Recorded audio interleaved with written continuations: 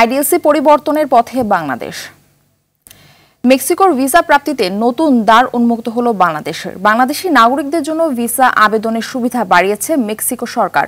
পররাষ্ট্র মন্ত্রণালয়ের প্রেস বিজ্ঞপ্তিতে বলা হয়, নতুন ঘোষিত সুবিধার আওতায় বাংলাদেশি নাগরিকরা এখন ঢাকার মেক্সিকান দূতাবাসে ভিসার আবেদন জমা দিতে পারবেন। এর ফলে মেক্সিকোর ভিসা পাওয়ার প্রক্রিয়া সহজতর হয়েছে। বিস্তারিত জাকারিয়া খানের ডেস্ক রিপোর্টে।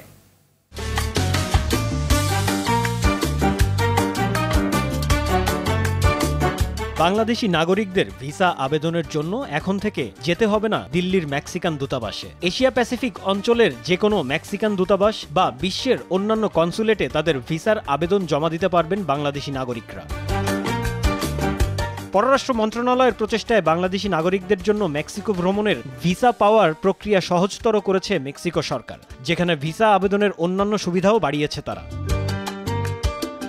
মেক্সিকান অভিবাসন বিধিমালায় সব দেশের দর্শনার্থীদের মেক্সিকান ভিসা ছাড়াই 180 দিন পর্যন্ত প্রবেশের অনুমতি দেয় দেশটি। তবে শর্ত থাকে যে তাদের কানাডা, যুক্তরাষ্ট্র, জাপান, যুক্তরাজ্য এবং উত্তর আয়ারল্যান্ডের বা শেনজেন অঞ্চলের যে কোনো দেশের বৈধ পাসপোর্ট এবং বৈধ ভিসা থাকতে হবে।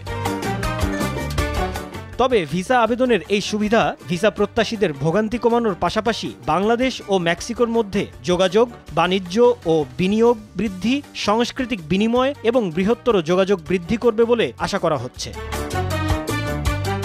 জাকারিয়া খান, আরটিভি, ঢাকা। মেয়ের জন্য ফিউচার প্ল্যান করে রেখেছি আমার ফাইন্যান্সিয়াল পার্টনার আইডিএলসির সাথে।